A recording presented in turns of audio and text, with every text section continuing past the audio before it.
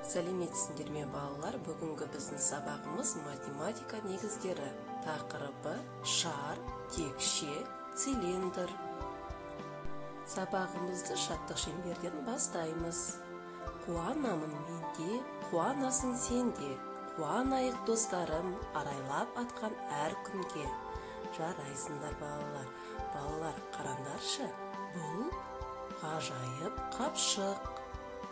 Ғажайып қапшығымыздың түсі қызыл. Оның ішінде әр түрлі заттар бар. Сендер оны көргілерің келеді ме? Бұл не? Шар. Шардың түсі қандай? Жасыл. Мен тағы да бір шар алып шықтым. Оның түсі қандай? Көк. Шармен біз не істей аламыз? Шарды біз домалата аламыз ба? Әрине, домалата аламыз. Өйткені шарда бұрыштары болмайды. Қанекей балалар, ғажайып қапшығымызда тағы да не бар екенін көрейік. Бұл не? Бұл балалар цилиндр. Түсі қандай? Сары. Ал бұл цилиндрдің түсі қандай? Қызыл. Цилиндрмен не істеуге болады? Цилиндрді домалатуға болады. Цилиндрді тұрғызып қоюға болады. Қанекей балалар, қайталаңдар. Шар, цилиндр. Шар мен цилиндрдің бұрыштары болмайды. Шар мен цилиндрдің айырмашылығы цилиндрді тұрғызып қоюға болады. Ал шар болса домалап кетеді. Балалар, ғажайып қапшығымызда тағы да қандай зат бар екенін көрейік. Бұл не балалар? Бұл текше. Оның түсі қандай?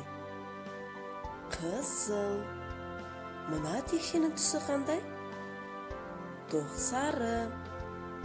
Балалар, неге текше домаламайды?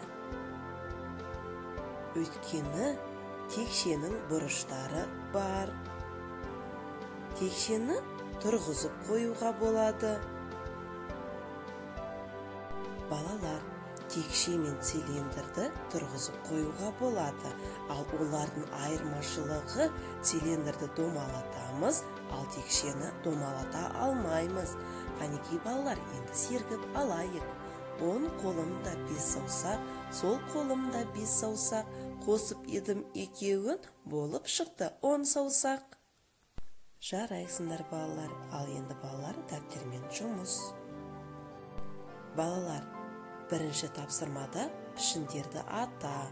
Шар, текше, цилиндр. Осындай пішіндегі заттармен сызып қос. Балалар, шарға қандай зат ұқсайды? Текшеге қандай зат ұқсайды? Цилиндрға қандай зат ұқсайды? Қанекей балалар, қарындашпен сызып көрсетеміз. Екінші тапсырма. Суреттен шар, текше, цилиндрға ұқсас заттарды тауып, оларды атаймыз.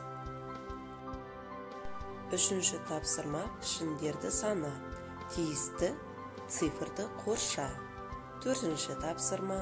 Бос орындарға осындай пішіндегі заттардың суретін сал.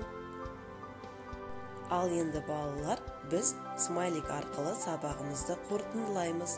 Бірінші смайлик: сабақты жақсы түсіндім. Екінші смайлик: сұрағым бар. Үшінші смайлик: сабақты түсінбедім. Балалар, біздің сабағымыз аяқталды. Сау болыңдар.